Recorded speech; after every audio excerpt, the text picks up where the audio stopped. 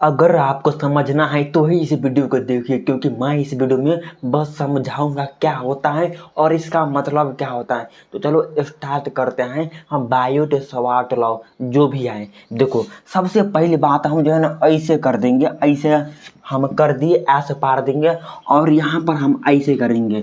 सबसे पहली बात है हम ऐसे ऐसे क्यों करेंगे, क्योंकि ये जो होता है हमारा करंट होता है, क्या बोले करंट होता है, जिसको हम आई से डिनोट करते हैं। लेकिन यहाँ जो होता है, यहाँ पर क्या होता है, तो यहाँ पर सबसे जो छोटका होता है, छोटका छोटका जो होता है एलिमेंट होता है करंट का। आप भी देखे होंगे हमारा जो शरीर है और बीच में ढोरी है, क्या बोले ढोरी, और ढोरी जो है सब कुछ नियंत्रण करता है। जब बच्चा में थे, बहुत छोटा थे, पूरा पूरी प्लेसेंटा जो है पूरा पूरी पोषण यहाँ से ही मिलता था, तो ये तो हम समझ लिए। लेकिन जो हमारा पास ये जो करंट है, करंट का जो छोटा एलिमेंट है, और यहाँ पर जो है यहाँ पर थीटा एंगल होता है, और ये जो थीटा है जो एंगल होता है आर डिस्टेंस, क्या बोले आर डिस्टेंस पर काम करता है।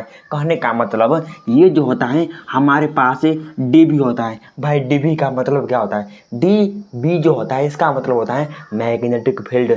जब ये किसी में मैग्नेटिक फील्ड होता है तो वह ऐसे ऐसे ऐसे ऐसे ऐसे ऐसे होता है। कहने का मतलब हमेशा घूर्णन करता है और करंट उत्पन्न करता है। जैसे हम अपने आप को थापर मारेंगे जोर से, तो यहाँ का जो सेल होगा, कोशिका होगा, ऑटोमेटिक ऐसे ऐसे ऐसे ऐसे होने लगेगा, कोई मर जाएगा, कोई जिंदा हो जाएगा। कहने का मतलब वही होता है मैग्नेटिक फील्ड। इसको हम वेक्टर डीवी से डिनोट करते हैं, समझ लिए।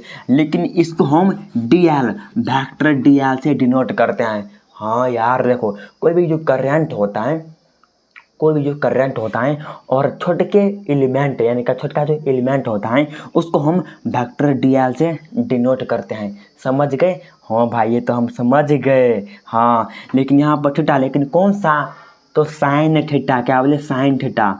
यानी क्या, देखो कोई भी जो करंट होता है ना और कोई भी कॉइल, कहने का मतलब मेरा जो हाथ है या एक कॉइल है, यह एक मतलब कॉपर हो गया, कोई भी चीज़ का कॉइल है, ये मेरा हाथ। और जब हम चाहेंगे कि भाई अगर यहाँ पर जो करंट है यहाँ भी करंट होगा, अगर ये कॉइल है तो यहाँ भी करंट होगा, यहाँ भी होगा, यहाँ भी होगा, यहाँ भी होगा। अगर यहाँ होगा तो कितना होगा, कैसे पता लगा पाएंगे?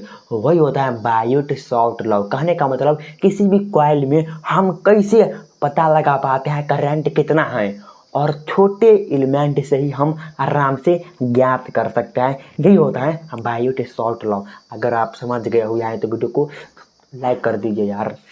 ये तो हो गया, हाँ भाई हो गया।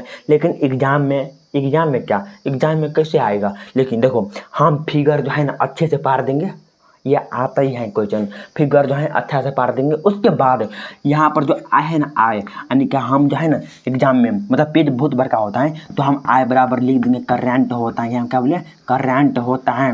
और जो डी एल होता है ये हम यहाँ पर लिख देंगे कि स्मॉल, क्या बोले स्मॉल एलिमेंट लिख देंगे। और जो हमारे पास डी बी होता है यहाँ पर हम लिख देंगे कि ये जो होता है मैग्नेटिक फील्ड होता है।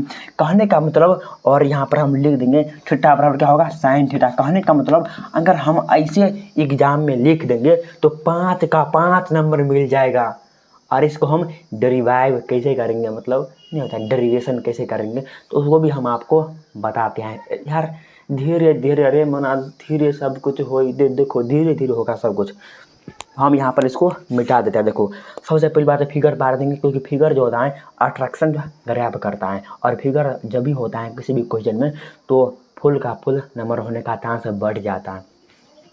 हम यहाँ पर समझ लिए क्या होता है। लेकिन सबसे जो इम्पोर्टेंट बात होता है जब मैग्नेटिक फील्ड बढ़ता है। कहने का मतलब किसी भी ये कॉइल में अगर हम करंट जोर से बढ़ाएंगे, अगर करंट जोर से देंगे, झटका मारेंगे, तो मैग्नेटिक फील्ड ऑटोमेटिक ऐसे ऐसे ऐसे ऐसे होने लगेगा। कहने का मतलब जब करंट जब इंक्लूड करेंगे, जब बढ़ेगा, तो जो हमारे पास मैग्नेटिक फील्ड होगा ऑटोमेटिक बढ़ जाएगा। लेकिन जब डिस्टेंस बड़का कर देंगे, कहने का मतलब बहुत ही बड़का कर देंगे डिस्टेंस को, जब डिस्टेंस बड़ा हो जाएगा तो हमारे पास जो मैग्नेटिक फील्ड होगा कम हो जाएगा। कहने का मतलब जब हमारा शरीर बहुत ही बड़का हो जाएगा तो कम सम खाएंगे तो होगा नहीं, ज़्यादा खाना पड़ेगा, इसलिए मैग्नेटिक फील्ड बहुत ज़्यादा लग जाएगा। इसलिए जो होता है जब डिस्टेंस बढ़ा देते हैं तो मैग्नेटिक फील्ड जो होता है बहुत कम हो जाता है, वो ज़्यादा दूरी तय नहीं कर पाता है, वो ज़्यादा फैल नहीं पाता है, वो ज़्यादा लंबाई मतलब नहीं होता, लंबा नहीं हो पाता है मैग्नेटिक फील्ड। हाँ भाई ये समझ लिए।